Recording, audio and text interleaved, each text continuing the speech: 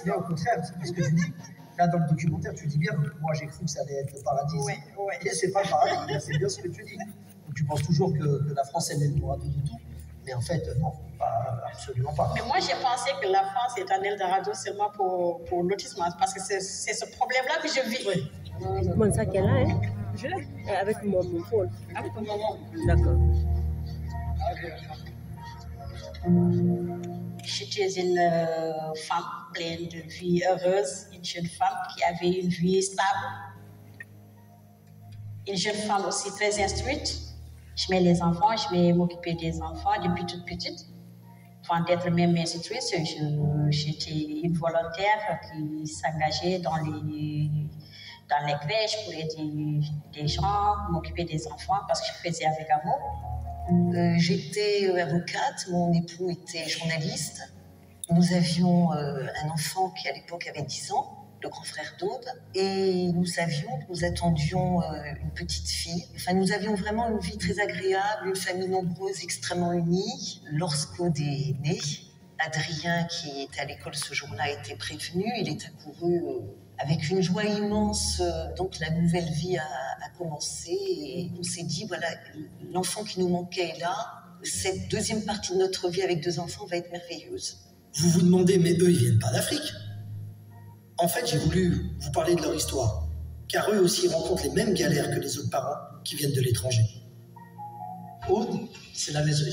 Je crois que j'étais jamais venu voir à la maison. Alors, il me semble que vous étiez passé une fois la déposer, mais que vous n'aviez même pas eu le temps, parce qu'il y avait d'autres jeunes, de vous arrêter, prendre un verre d'eau. Et c'était, dans mon esprit, il faisait très très chaud comme aujourd'hui. D'accord. Voilà. Donc oui, c'est la maison d'Aude qu'on considère comme la maison d'Aude, d'ailleurs, pas la nôtre. Salut Aude. Bonjour Aude. C'est qui? J'ai Tatou. Ça va Aude? Non, mais lève-toi, fais la bise au moins. Dis-moi. Ça va ou pas? Tranquille? Tu vas bien? Bien. Ouais. On dit tu racontes de bouche et puis quoi, vite fait. Ça fait longtemps qu'on s'était pas vu. Tu regardes quoi là? Les quoi? Des oiseaux, d'accord. Et les crapauds, c'est fini?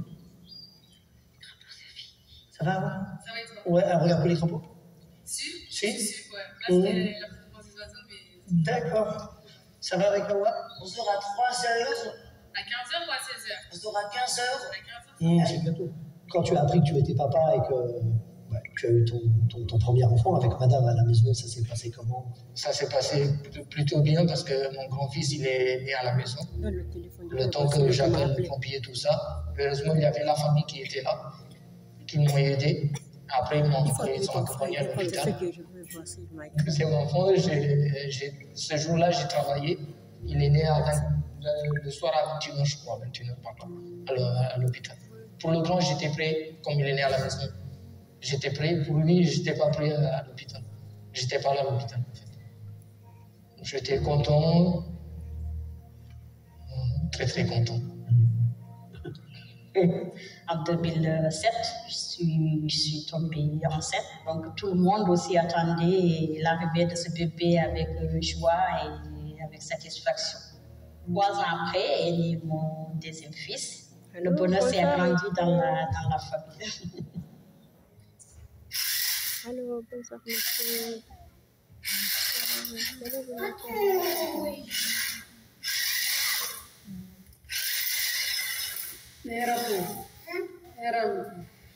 Comment tu as vécu l'annonce des 2 enfants handicapés et du diagnostic avec madame? C'est la souffrance totale. Au moment où Aude est entrée à l'école, les problèmes ont commencé parce qu'on s'est rendu compte, et l'école détecte très vite les enfants différents, que Aude était un petit peu en retrait. Elle donnait l'impression de ne pas voir les autres enfants, elle n'écoutait pas les consignes. Et puis en même temps très confiante puisqu'elle allait à l'école, elle savait parler. Et puis on s'est rendu compte très vite qu'il n'y avait pas de progrès. Et que non seulement il n'y avait pas de progrès, mais que les comportements d'Aude étaient de plus en plus bizarres. Dès la première année de mon enfant, par rapport à son évolution, voilà, bonjour des inquiétudes. je commence à le comparer aux enfants de son âge. Le fils d'une telle est né quand, mais là, il commence à s'asseoir, il commence à marcher, et le mien ne marche pas, ne marche toujours pas. Quel est le problème? Donc, je n'ai pas pensé à l'handicap, non. Il n'y a qu'un seul pédopsychiatre dans tout mon pays. Et le rendez-vous était d'une attente énorme. Donc, j'ai attendu longtemps avant de voir ce pédopsychiatre et que les complications s'accentuaient de plus, à perdre patience par rapport à mon enfant. Moi aussi, je deviens hystérique. Voilà, donc là, j'ai vu le pédopsychiatre qui, après avoir fait quelques bilans et un diagnostic qui correspondait à ça, me confirme que mon enfant est autiste. Voilà, c'est tout. Et il me remet un papier avec son cachet. Je suis allé rencontrer le docteur Moïse Assouline, ma référence, la référence dans le monde de l'autisme. Il va m'aider à décrypter les difficultés de diagnostic en Afrique. Les diagnostics pour les enfants handicapés sont insuffisants.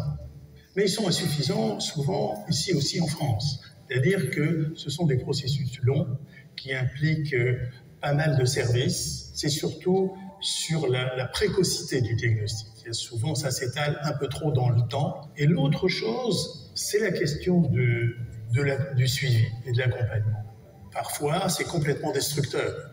C'est-à-dire que si une famille qui est bien insérée dans son pays va tout laisser en ayant l'illusion que l'intégration dans un dispositif d'accueil en France va guérir son enfant, cette illusion-là, de toute façon, elle est exclue. On ne guérit pas de ces troubles-là. Lui, c'est le papa de Aude. Il a dû arrêter son travail de journaliste pour s'occuper de sa fille à plein temps, comme beaucoup de familles dans cette situation. Il se passe à l'école, parce qu'on va appeler une crise, un mot qu'on ne connaissait pas non plus, mais pas un caprice, on peut imaginer un caprice d'enfant, mais à la puissance 100, et très vite, déscolariser, c'est extrêmement brutal. Parallèlement à ça, la psychothérapie continue dans ce centre du 92, Aude fait ce genre de crise dans le centre qui la reçoit, et là, ce qu'elle n'avait jamais fait, elle se frappe les genoux très très violemment. Et nous ne comprenons pas ce qui se passe. On voit notre petite fille de 5 ans qui se frappe violemment. On ne peut pas l'arrêter. Il y avait 2 psychothérapeutes ce jour-là qui la regardent. Et là, on comprend qu'il y a quelque chose d'extrêmement grave. Et on est assez naïf ou ignorant pour ne pas savoir que ce comportement a un nom, que c'est de l'autisme. Et là va commencer une histoire pour nous qui va être à l'opposé de tout ce que nous avions imaginé. On nous explique qu'il n'y a pas de place dans les structures, et puis on passe d'une vie quand même normale, où on était scolarisé, à une vie totalement marginale, où il n'y a pas d'école et il n'y a rien. Donc, que fait-on d'Aude? Qu'est-ce qu'on va faire? Où est-ce qu'on va mettre Aude? Tonton, tata, il y a tout le monde là, Aude. Sont belles tes petites photos. Ouais. Elle est super. Et puis je regardais les malheurs de Sophie. Les malheurs de Sophie. Bah, tu verras avec Awa tout à l'heure. Bah, tu vas sortir avec Awa. Ouais. Tu vas sortir avec Awa. Tu vas aller où avec les filles? Je vais aller visiter Leclerc, des jouets. Et quoi, tu vas acheter des poupées? T'as déjà des poupées? C'est quand elle a tout ça, hein? Toussaint, c'est bientôt. T'aimes bien la Toussaint? Pourquoi t'aimes bien la Toussaint? Qu'est-ce qu'il y a la Toussaint? Il y a grand-mère, il y a Jean-Estelle. Et qu'est-ce que tu fais avec eux? Avec eux, je vais un peu de dans mon livre des Guadao. Je vais faire de la pâte à moule rouge et de la pâte à moule rouge. Donc c'est vraiment super. C'est génial. C'est à tout. Tu dis que chez nous, la majorité ne parle pas. Peut-être tu peux dire entre vous. Et mon origine, moi je suis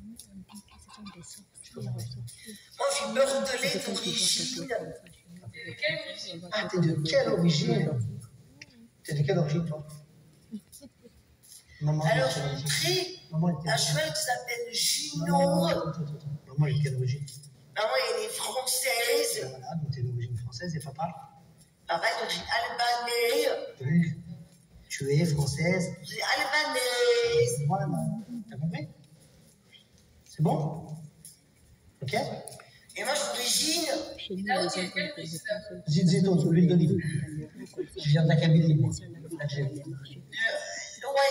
Louine et maître Louine. Moi, je parle. Là, je parle. Elle parle plusieurs langues. D'accord, tu parles pas arabe. Je parle avec toi, là. Tu parles allemand? Je parle. Tu parles allemand? La touche en anglais. Et en allemand.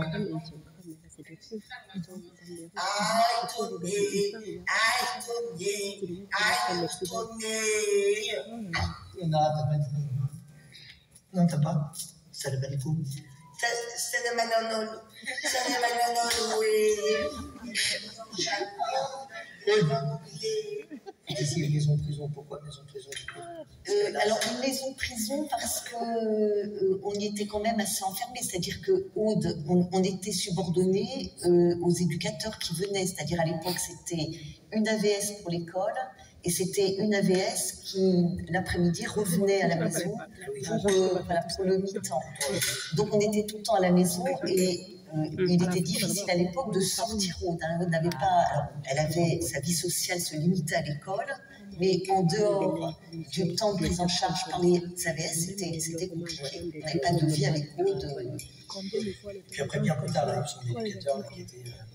Alors ça, c'était bien plus tard, après voilà, c'était ses 12 ans, donc il y a eu plusieurs étapes comme ça. Mon mari était toujours à la maison aussi entre deux prises en charge, hein, donc ce système, il a duré jusqu'à ses 9 ans. Et puis ensuite, il y a eu un petit épisode d'hospitalisation, quand elle a été déscolarisée donc pour la deuxième fois. Première déscolarisation maternelle, deuxième déscolarisation... elle était en CM1, ou CM2, je ne sais plus. Enfin, elle avait 9 ans. Le grand, il est en IMPO. Et le deuxième, on galère avec lui. Parce qu'il n'y a pas de prise en charge pour lui. C'est pour le petit qu'on n'arrive pas à trouver de l'école, ni rien du tout. On a fait la demande de l'IME, ça a été rejeté d'office. Là, il va que demi-journée à l'école et après la midi, ils sont nuits à la maison. Il n'y a pas de prise en charge ni rien du tout pour lui. C'est très très compliqué. Et ma femme et moi qui prend la relève, moi comme je vais au travail, ma femme des fois elle n'arrive pas et on s'est perdu. Il n'y a pas de solution. Et on se bat. Des fois, notre cerveau il est tellement chargé. Je ne sais pas que faire. Et des fois, je prends d'aller en situation de suicider, en fait.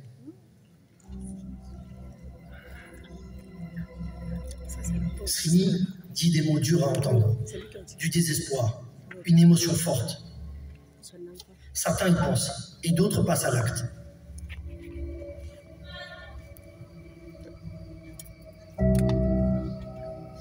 Pendant l'interview, son fils était très agité. L'école, parce qu'ils veulent le mettre en IME. Voilà. Arrête. Sinon, tu vas là-bas. Tu ne mets pas les coups à papa. Lève-toi. Lève-toi. Tu te mets là-bas. Parce que tu as poussé papa. C'est de pire en pire. Lève-toi. Voilà. Non. Alors, Srini, oublie la caméra, on discute entre nous, d'accord? Une solution, trouver des structures qui conviennent pour les enfants, former des gens. Vous voyez là, il n'est pas bien. Des soins, des médecins. J'ai pas pu finir l'interview avec Srini. Il était mal, il a fait un malaise. J'ai appelé sa femme. Elle s'est proposée de continuer l'interview.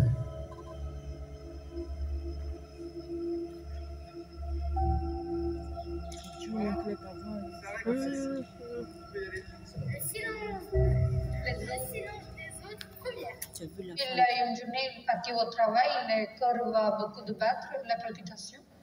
Après, il va partir à l'hôpital, en urgence. Il a beaucoup de tension, il a augmenté. Après, maintenant, il prend le médicament aussi. C'est pas facile. Hein? Oui, c'est pas facile. C'est pas facile.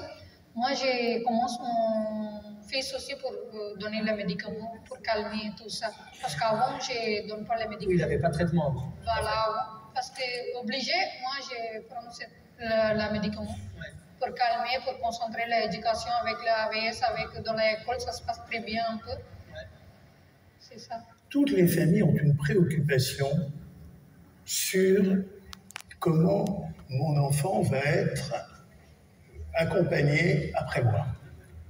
Le suicide altruiste dont vous parlez, c'est-à-dire il vaut mieux que pour le bien partir et on part tous ensemble, ça existe aussi. Alors soit il y a quelques parents qui peuvent penser qu'il vaut mieux que leur enfant ne leur survive pas, donc ça concernerait à ce moment-là des adultes handicapés, il faut en discuter, bon là ça revient au cas précédent, mais quelquefois c'est dans des situations, ce qu'on appelle les situations complexes, et là c'est une des raisons pour lesquelles des dispositifs maintenant ont été créés d'accompagnement pour les situations complexes. J'ai entendu une fois à 3h du matin un père, pendant que sa maman m'expliquait la situation, il sortait des urgences d'un grand hôpital et leur enfant allait toujours pas bien et ça faisait des semaines que ça durait. Et j'entendais le père derrière disant je vais sauter avec lui la fenêtre du 9e étage, ça va être vite fait. Ce type de choses, ça traverse en tout cas certaines familles. Et évidemment, ça existe et c'est pour ça qu'il faut créer plus de structures, il faut être attentif aux accompagnements. J'ai pris comme pays d'asile la France ou de refuge la France parce qu'avec l'avancement et tout ça, j'ai cru que la France c'était le meilleur pays, en fait, qui était en avance par rapport au pays, quand même, pour ces genres de complications-là, pour une prise en charge, une meilleure prise en charge, pour de meilleures structures pour ces complications-là. Tu dis j'ai cru trouver un instant meilleur? Oui, j'ai cru. Parce que. Tu as trouvé quoi, du coup? Ce que je rêvais n'était pas réel en France. Depuis que je suis venue en France, voilà.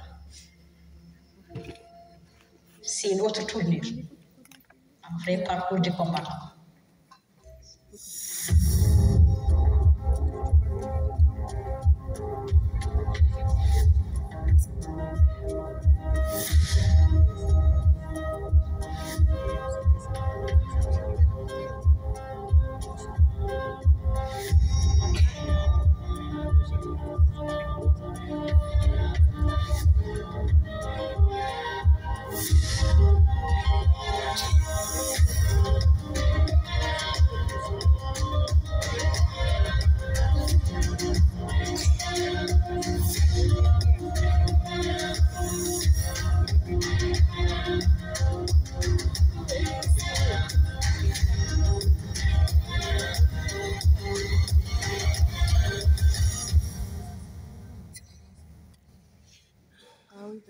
On a dû être connecté avec d'autres autistes et d'autres familles de la planète. Et les plus souffrants, c'est toujours pareil, hein, c'est toujours l'Afrique. Ils ont moins de moyens, évidemment. Ils ont moins de médecins, ils ont moins de diagnosticiens pour créer finalement la prise en charge. Une fois qu'on a une connaissance des problématiques réelles du trouble du spectre autistique de l'enfant, on arrive à donner aux parents une indication, comment on l'accompagne, comment on gère au quotidien. Et surtout, pour les éducateurs mauritaniens, les formations, elles ont commencé, je crois, avec la Mauritanie, avec toi, pour les former aussi à l'accompagnement de l'autisme. Alors, je ne suis pas chercheur, je suis pas scientifique. Et donc, comme l'autisme, c'est le même, qu'il soit français, qu'il soit américain, qu'il soit nord-africain, c'est le même autisme, c'est le même descriptif clinique. Et on va continuer à développer ce que nous, on développe à l'étranger. La bougie ne perd pas de sa luminosité quand elle éclaire une autre bougie.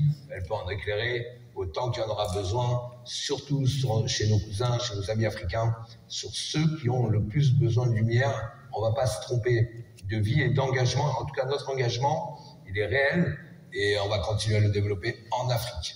Je relance encore notre parcours pour voir auprès de qui je vais demander. J'ai resté 2 ans à faire ce parcours du combattant entre les pédiatres, les pédopsychiatres, à demander qu'est-ce qu'il fallait pour cet enfant-là. Et je n'avais pas de réponse. Je me suis réfugiée dans la religion, dans d'autres pratiques, pour voir est-ce qu'il n'était pas ensorcelé ou qu'est-ce qu'il y avait quelque chose. En fait, les gens m'avaient mis ça dans la tête. Il faut voir de l'autre côté. Et le médecin n'a rien pu faire. Et tout ça, ce qu'il a retardé, c'est qu'on ne m'a pas expliqué qu'est-ce que c'était l'autisme. Les gens nous retrouvent dans une autre catégorie, des pratiques ancestrales, traditionnelles. C'est une situation qui est très compliquée et très dure pour les femmes. Les pratiques ancestrales au pays ne sont pas forcément, de manière majoritaire, elles ne sont pas bienveillantes. Elles font beaucoup de mal aux jeunes, avec les féticheurs et les marabouts qui ont bien compris qu'il y avait un fonds de commerce. On le voit bien dans les pays d'Afrique. Comment prendre de l'argent aux parents en mettant tout ça sur le dos des mauvais esprits. Quand le sentiment de perte de chance d'un enfant handicapé, quand ils sont petits en particulier, amène à aller chercher de l'aide de tous les côtés. Et on s'est rendu compte qu'il y a des familles qui vont voir non seulement l'exorciste de leur religion, mais même elles vont voir l'exorciste de la religion du voisin si ça n'a pas marché, parce qu'elles vont chercher par tous les moyens possibles à ce que leur enfant puisse aller mieux. Il vaut mieux en discuter tranquillement, il vaut mieux accompagner les familles pour éviter que justement ça puisse aller trop loin et que, par exemple, il peut y avoir des formes d'exorcisme, formes qui peuvent tirer du côté de la maltraitance. Il vaut mieux pouvoir accompagner les familles. Certaines familles, quelles que soient les religions, vont mettre la religion, je dirais, au-dessus de tout et vont être même une forme d'obstacle à un accompagnement, en tout cas, qui peut aider. Et je me rappelle d'un papa africain qui m'avait dit la chose suivante. Monsieur, quand je suis au Mali, je vais utiliser les moyens du Mali et je vais aller voir les rebouteux et les sorciers. Je ne vais pas hésiter à ça. Mais quand je suis en France, j'exige d'avoir le dernier cri de la science pour s'occuper de mon enfant. La limite, c'est la maltraitance. Le Qatar, il voulait, si tu te rappelles de la conversation avec le mec de l'université au Qatar, il était relancé, mais ouais, il voulait absolument prendre les idées qu'on développait. C'est d'accord. Donc, il voulait l'écolo, il voulait les week-ends apprenants, il voulait le répit, il voulait l'accompagnement fratrie, en fait, il voulait un peu tout. Pour le Maroc, là, je fais la lettre. Ouais, fait une proposition de courrier. Le Maroc, après, il y a Rabat aussi qui m'a appelé. Il faudrait qu'on... Fais la réponse déjà. Je prends la réponse. Et après Rabat, je vais rappeler... Après, il faut que je te parle du Cameroun. Ouais. Alors, attends. On me demande d'aller là-bas. Aïssata, comme tu sais, on est en train d'organiser le premier salon africain. Il y a 26 pays qui ont répondu. Qu'est-ce que toi, tu attends en tant que maire de ce premier salon africain où on va pouvoir enfin parler des pathologies et de l'handicap? Je pense que ce salon sera un exemple et que ça va réveiller les pays africains à s'y mettre déjà présent, à construire des centres, à s'investir dans le domaine de l'autisme pour qu'il n'y ait pas une nouvelle forme d'immigration qui s'ajoute à l'immigration économique. C'est parti pour l'Afrique, au Cameroun, pour la première édition du Salon de l'autisme. Bon, j'y vais pas pour les vacances. Quoique, j'aurais bien aimé. On est tellement content avec Stéphane d'avoir co-organisé ce salon. On voulait faire un état des lieux de l'autisme en Afrique et voir comment on pouvait avancer ensemble.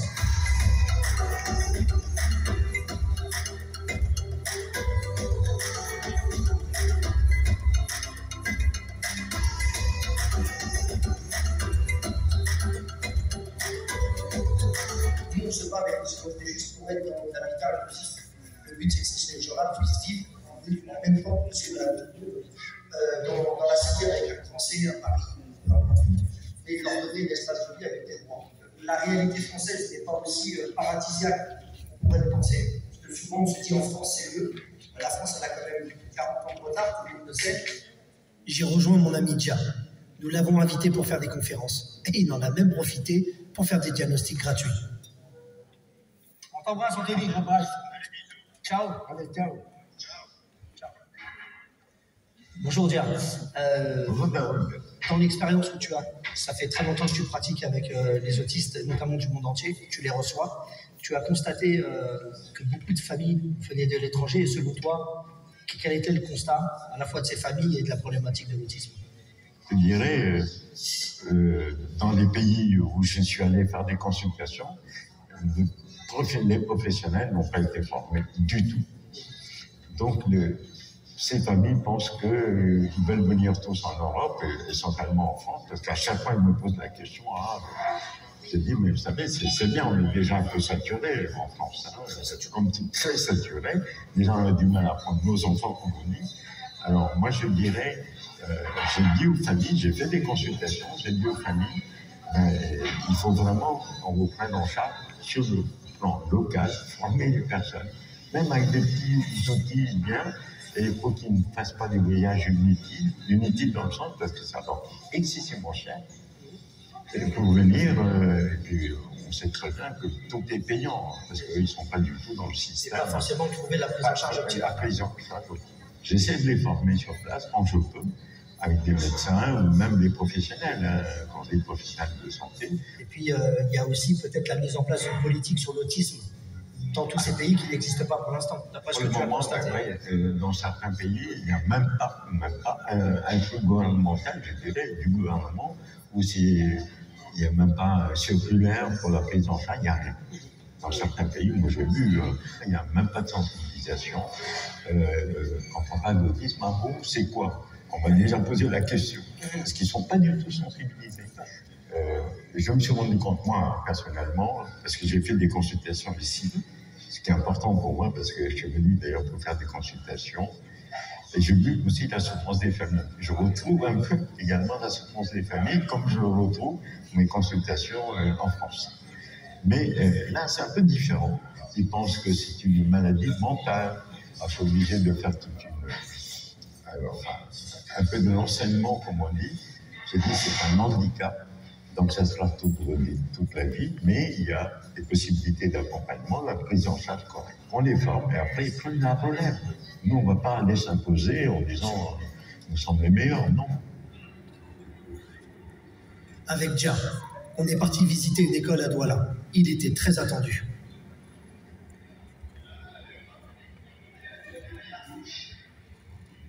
Il n'y a pas eu de problème. La grossesse a été couché par le voie naturel, pas de césarienne. Il paraît quand il avait envie. Quand il avait envie, mais il ne répétait pas les mots. Si. Parfois. Pas. Oui. Mais vous avez senti qu'il ne faisait pas une phrase correcte. Ça a commencé à réfléchir jusqu'à l'âge de 2 ans, 6 mois. Jusqu'à 2 ans, 6 mois, 2 ans, 8 mois. Parce qu'il avait un problème de langage enfant, c'est ça? Oui. On va l'examiner. Comme ça. Il a peur qu'on le touche ou pas? Non? C'est pas vraiment comme je vous ai dit, ça va. Mais il n'est pas comme touche, placé, il touche. Non, il n'est pas touche. Au début, l'enfant refuse le contact. Oh. Et puis finalement, un sourire.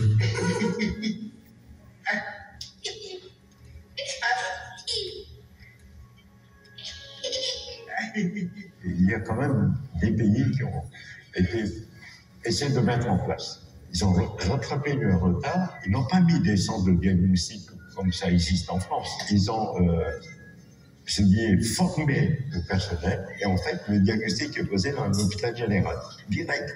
J'insiste là-dessus, j'essaie de mettre en place des formations initiales déjà pour les étudiants en médecine, et puis les formations continues lorsqu'ils ont leur diplôme. Et puis après, comme on dit, il y a toujours ce fameux piqûre de rappel, je tiens beaucoup le tutorat. Et puis il y a eu Cyril, qui est partenaire dans notre aventure.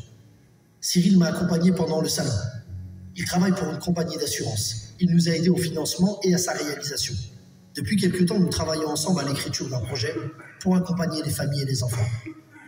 La direction m'a demandé de m'impliquer dans un groupe de travail pour vous accompagner de Silence des Justes sur une année. D'un point de vue technique, si on n'avait pas eu cette aide-là. Oui, parce que c'était pour la location de la salle. C'était hors de prix. C'était la seule salle qui avait la capacité d'accueil. C'était la plus chère et c'était celle qui avait cette capacité d'accueil pour faire à la fois les expositions et à la fois les tables rondes et les débats. Donc bien sûr, en participant à tout ça, les idées viennent. De dire, nous, on est une compagnie d'assurance.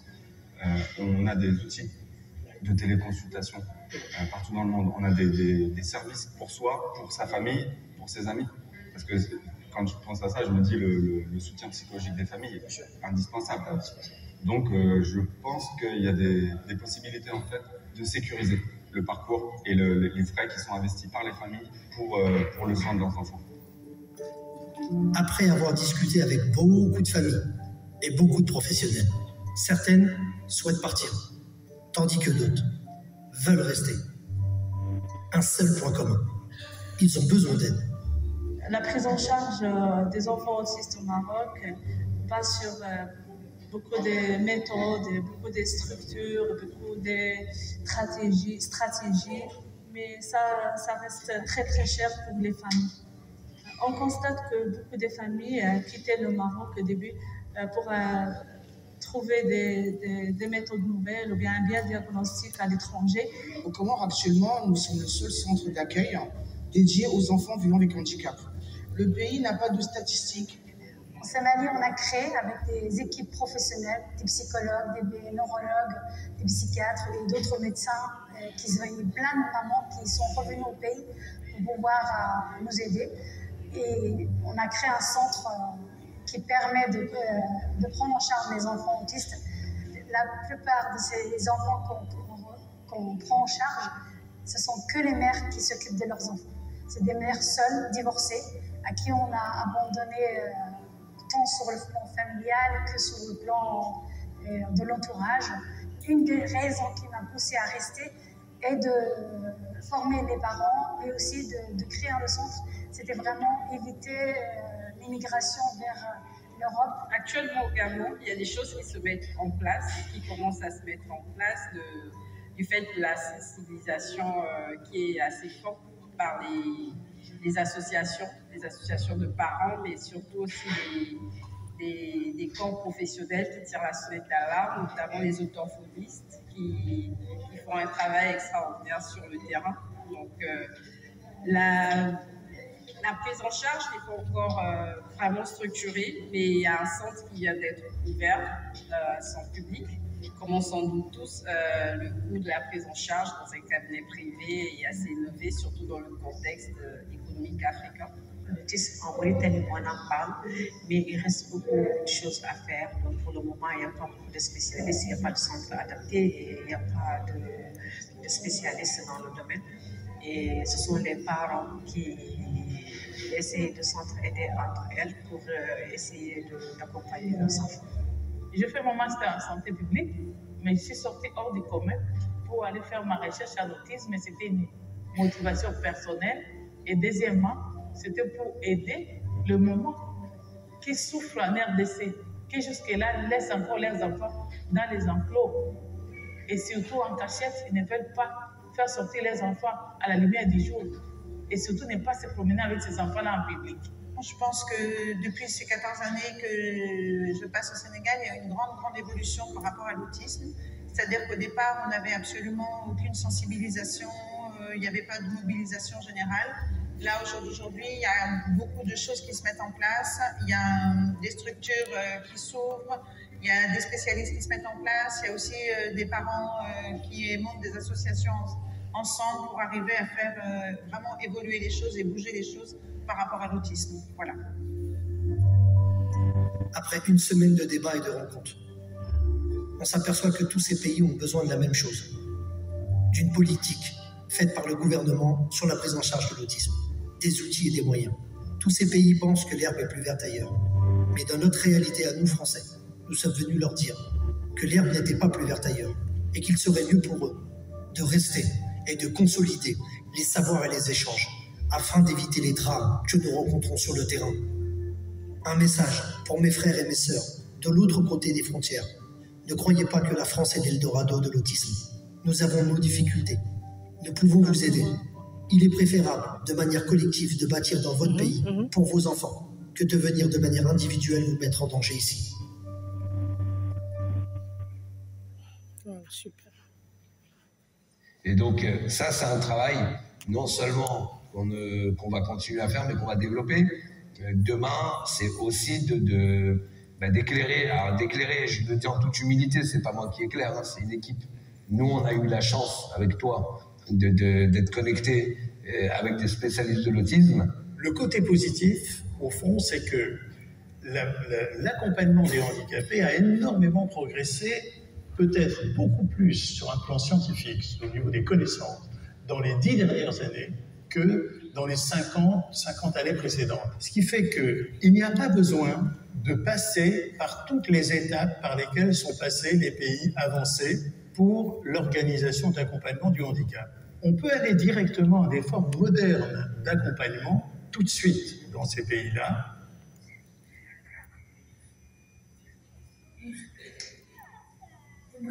Greg. J'ai un diplôme maintenant. Oui. En fait, j'ai trouvé le travail beaucoup. Oui.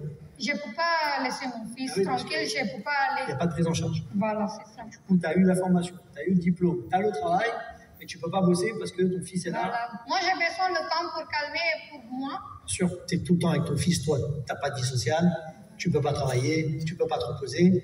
Et lui, il a besoin d'éducateurs, il a besoin d'éducatifs, il a besoin de... Alors, maman, c'est maman, mais dans son trouble à lui, il a besoin de professionnels pour l'aider. Fais voir ton nouveau livre. Pas. Ça, c'est du bouquin. Super. Ah bah tiens, ça aurait été les oiseaux et les crapauds, quoi, hein, en même temps. Hein. C'est qui t'a offert ces super livres? C'est maman et papa. Super.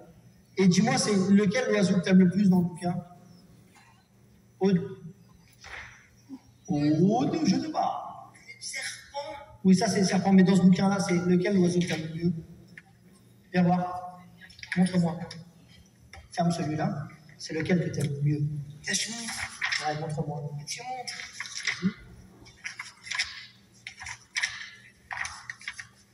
Ah, t'es sûr que tu prends pas 2 pages en même temps? C'est lequel? C'est là, Baptiste, c'est là. C'est dans un lac. Regarde, écrit lac et marée. C'est dans un lac. T'as compris? On est parti à quelle plage? J'étais à la plage de Nicolani. Ouais. Et je suis allé voir des clowns qui rient, des clowns qui rient bien. Je vais voir lundi, mardi. Est-ce que t'as fait des grises?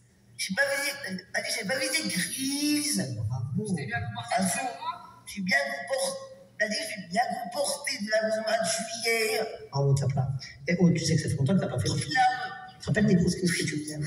C'est fini? C'est fini, c'est fini. Plus jamais. C'est génial. Eh ben, je vois que tu as fait beaucoup de progrès. Et donc là, il y a une bonne évolution. Bon, elle a des manies toujours. Maintenant, c'est le savon, le gel douche, etc. Mais ça s'est passé, hein, Rive, quand même. Voilà. Donc parfois, on la trouve formidable. On se dit, voilà, ça y est, on voit même pas qu'elle est autiste. Et puis parfois, oui, le passé ressurgit tout d'un coup. Donc, bon, ça reste haute. Elle reste haute. Bon, mais bon, elle nous fait bien rire parfois quand même. Parce qu'elles sont des choses totalement inattendues. Et voilà. Par exemple, hop, assez parlé, elle passe à table. Elle n'a pas dit un mot, elle est arrivée en tapant du pied. Et puis tout d'un coup, elle fait une phrase impeccable. Et puis voilà, on se dit, bon, elle n'a rien oublié quand même. السلام عليكم. كيف حالك عيسى وسارة؟ Comment ils vont mes 2 copains?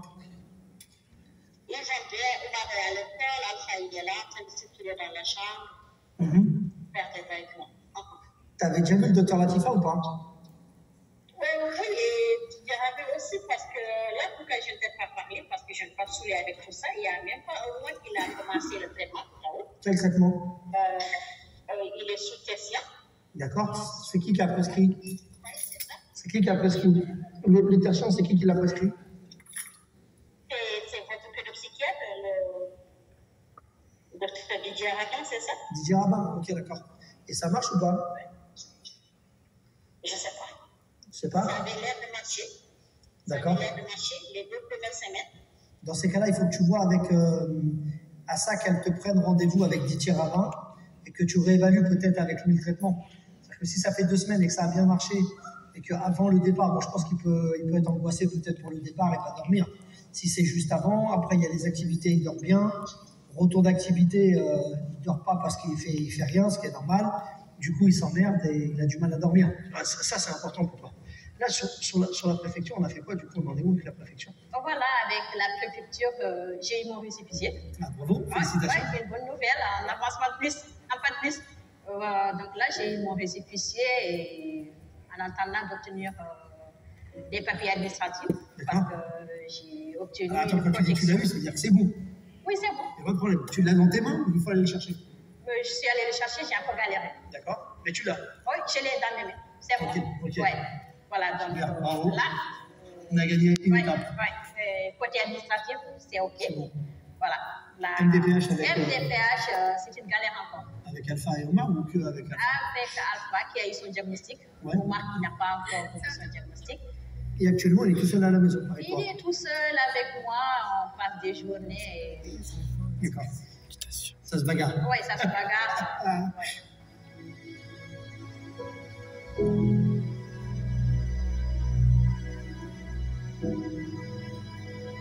Rien n'est mort de ce qui respire encore. Avec Stéphane, on a voulu vous montrer une réalité. Nous sommes responsables. Vous êtes responsables. Nous sommes tous responsables d'un point de vue humain. J'ai une question. Qu'allons-nous faire maintenant? Au-delà des politiques de la communication des médias, je crois qu'il faut mettre un jour en avant la lumière sur l'autisme pour se dire qu'on a autre chose à faire dans ce monde et dans cette planète, se battre pour des territoires, pour des trucs, pour tout ce que tu veux. On devrait plutôt s'occuper de l'essentiel. Pourquoi? D'abord parce que quand on aura fait le plus difficile, c'est-à-dire de trouver les solutions d'un enfant autiste, tout le reste sera beaucoup plus facile. Et quand je discutais hier avec le directeur de l'unité ado, il m'a dit, je lui ai dit jusqu'où on va à un moment donné, il faut qu'on stoppe parce qu'il faut pousser, il faut trouver un lit, il faut trouver les apparts, il faut trouver les... Il m'a dit le jour où on commencera à refuser l'urgence, on commencera à décliner. Alors j'ai retenu la phrase, j'ai pas beaucoup dormi cette nuit, et j'ai compris qu'il a raison. Attendez, c'est pas fini, hein. Les familles d'habitude viennent chez nous par urgence. Aujourd'hui, c'est différent. Avec Stéphane, on a décidé de leur offrir un bon moment de répit autour d'un repas. Nous saluons votre courage d'avoir témoigné face caméra. Et pour ça, on vous dit merci. Silence des autres restera en première. Lors du repas, on vous a invité d'abord pour vous remercier. Parce qu'évidemment, les parents, c'est ce qu'on a de plus précieux. Avec Stéphane, on voulait absolument se rencontrer parce qu'en fait, on n'avait pas eu le temps. Hein. Et puis, c'était important, par exemple, pour Aïssata qui vient d'arriver, qui cherche un diagnostic, autre, 15 ans d'attente. Mais c'est quand même intéressant de voir que famille française, installée en France, prise en charge en France depuis le début, 15 ans. Alors, prise en charge en France, mais bon, ce qu'il faut dire aussi, c'est prise en charge à nos frais pendant quand même 10 ans. Il faut manger. Oui, il faut manger, ça. Il faut manger, oui, tout à fait. Donc, il y a encore du boulot. Il y a du boulot, mais bon, on a encore du boulot. Et alors, nous, parce qu'on va le renoncer pas exactement. Là, les choses avancent. J'ai reçu la reconnaissance pour intégrer officiellement la France. Pour la prise en charge, ça reste en cours. Il n'y a pas eu la reconnaissance au niveau de la MDPH. Le dossier est toujours en cours de traitement. Comme vous savez, les choses traînent. Donc, ça prend encore son temps. D'orientation et qui s'occupe de lui alors de la journée. Je suis la seule à être avec lui. Je comprends. Moi, je voulais savoir, Srini va comment? Parce que la fois dernière, on s'était quitté pendant l'interview là où il avait un peu monté ton fils, mais il va mieux. Oui, ça va, il est mieux. Bon, ça c'est une bonne nouvelle. Et moi j'ai une dernière question. Si vous avez un rêve, c'est quoi? Chacun d'entre vous.